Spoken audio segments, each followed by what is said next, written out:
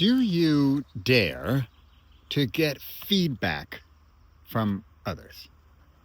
Do you dare have your work or ideas evaluated, even taken a look at? I'm Bradley Charbonneau. This is Thursday Thunder, and today we're talking about feedback and the power of evaluations and the power of third-party perspectives. You can think about your idea, your project, your book idea, your company business plan. You can think about it all day and convince yourself one way or the other. I am sure of it, just because I can too. And I can have the greatest book idea of all time, and yet it's the greatest book idea of all time in my head. And yet someone else might say, "What is that you're saying?"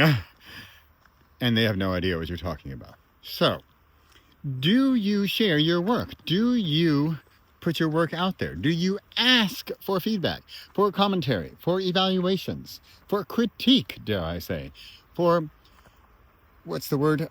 constructive criticism? It's hard. It's probably the scariest thing of being a creator. See that guy? That's my accountability partner. Yet, he is a limited accountability partner because he doesn't critique my work. He might critique if we don't go out early enough in the morning, but he's not there to say, you know what, we really should have gone left at the last turn in the woods. He might give me a look. That's about it. Whereas a third-party perspective can really change the trajectory of your energy. So ideally, this is a person or a group. For example, in writing, it's often a writer's group where you share it either in person and live, or it's online in a writer's group and you share a bit. Or this could be an editor or a proofreader or any sort of that level. And there's different levels, right? There's a developmental editor. Hold on, what is that? It's freaking me out. Was it did something? What is that? What is that? Okay, I don't know what that is. It's like Godzilla threw up or something. Okay. Not getting feedback on that thing. I don't know what that is. Come on, Pip. We're not going to eat that thing. So, here's a thought. Do you have humans? Do you have people who you know will give you honest feedback? I live in the Netherlands. I don't think I will offend too many Dutch people when I say that they are very direct. Some would call them rude, but most call them direct, and they will share their opinion. They will tell you what's up. They will give you the straight and narrow and say, I think your idea is crapola. That's fine. And you can take it or leave it, right? Just as you can take any advice or leave it. So I would like to mention something here where I have had some excellent feedback from, and it's interesting because I'm not even necessarily asking for it, but there is a tool called Notebook LM, and it comes from Google. And at the moment, it's still free, I think. I mean, it is free, but I don't know, probably limitations. And we can upload some work. And what's super fun is, as with any AI, you can then give it a prompt and say, hey, from the critical perspective of a PhD in psychology, what would you think of this document or something? That's all great. But what I'm talking about with Notebook LM, and I'm going to, if I remember, I will share a link. You put stuff up in Notebook LM, and then what happens is, if you choose this option, there are like two AI bots, I call them Alex and Jordan, two people who then have a conversation about the information that you shared.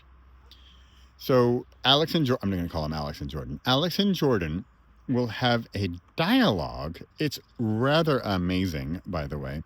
They will have a dialogue about whatever you uploaded. So you upload, a how-to guide on how to take photos in the woods, and it will say, so Bradley Charbonneau there was uploaded a document about how to take photos in the woods. And, in that first part, he really thought that you should use a wide angle lens. Whatever. And then the other guy says, yeah, I noticed that. And you know what he said then? Blah, blah, blah, blah, blah. So it is a voice, an audio dialogue of the content you share. So I often will share a YouTube video. So for example, I did an 1 and 40-minute recording of helping fearful Fiona, my character, my villain, helping her write her one-word yearbook. Helping write her yearbook. And I walked through the entire process, complete with way too much commentary on my end about the philosophy and the strategies and the psychology of this project and why you should do it and why the benefits are and how it can help solve problems, blah, blah, blah. And so I uploaded the entire 1 and 40-minute thing. I actually shared a YouTube link. And then Alex and Jordan started by they had a 17-minute dialogue about my topic. And I got to tell you, I will happily share these 2 links below. But I got more. Okay, I'm going to say something scary and daring here, but I kind of got more out of their 17-minute dialogue than my 1 and 40-minute thing. So I know what you're thinking. You're thinking, Bradley, are you saying that their content is better than your content? Come on, Pip. Is their content better than your content? No. I created the content. I had the idea. I created the initial content. They are giving me feedback in the form of a dialogue between 2 kind of people. And then I can listen to their dialogue to understand the feedback they're talking about. You follow what I'm saying here? So rather than a written out analysis of what I'm talking about, it's a dialogue. So I find this very easy to consume and to digest. And frankly, audio and video guy that I am, audio guy especially, I really like hearing the 2 voices have a conversation. It's very casual conversation too. Have a very casual conversation about my big piece of work.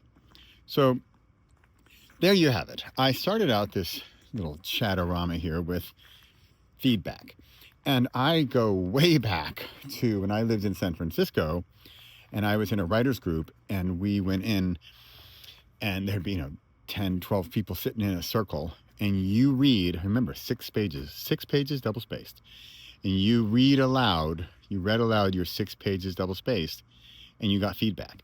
And a really interesting element of that was that the author was not allowed to say anything.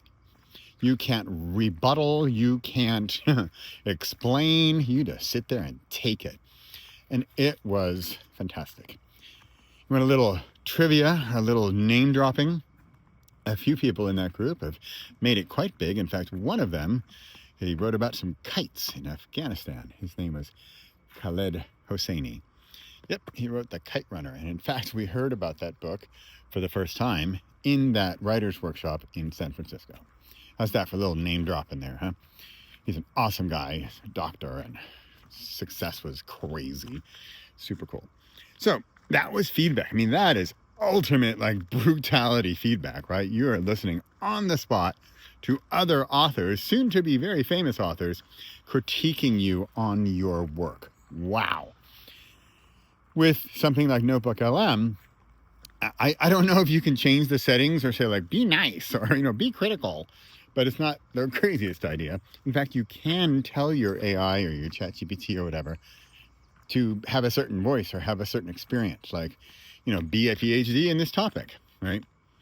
So there you have it. There we have it on feedback and why it's difficult. It's really hard. It is one of the hardest things, and I really struggle with it. I've written several books.